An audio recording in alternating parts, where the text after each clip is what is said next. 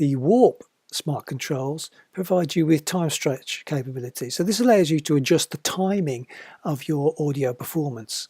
Let's audition this phrase. Just fall back the page. So now we can go in and use any of the warp controls to fine-tune the chiming of our individual syllables or words. As you can see, I'm trying to align visually here the ends of my segments up against the grid. And as I do so, at the top of the timeline, you can see the warp markers appearing as I move individual segments using or stretch individual segments using the warp controls. Now I'm just doing this quickly by eye.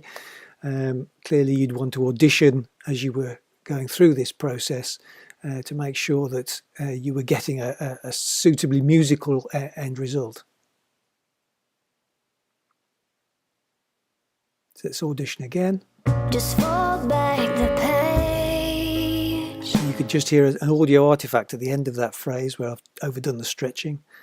Just edit that and play again. Just fall back the page. And that smoothed that out. So as well as small timing corrections, you can also make larger changes to sort of rephrase the way the vocal was sung. So we have another listen. Just fall back the page. And then we might need to go in and dampen down the vibrato slightly. If you want more control over the warping process, there are a couple of options. One of which is to split segments, so you are only time stretching smaller parts of the audio waveform.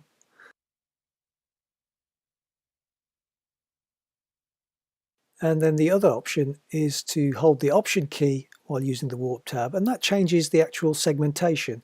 So that means you can define very precisely which bit of the audio waveform falls under a particular segment. So used with some of the other smart controls, the Warp controls provide really useful creative and corrective tools for editing a vocal performance.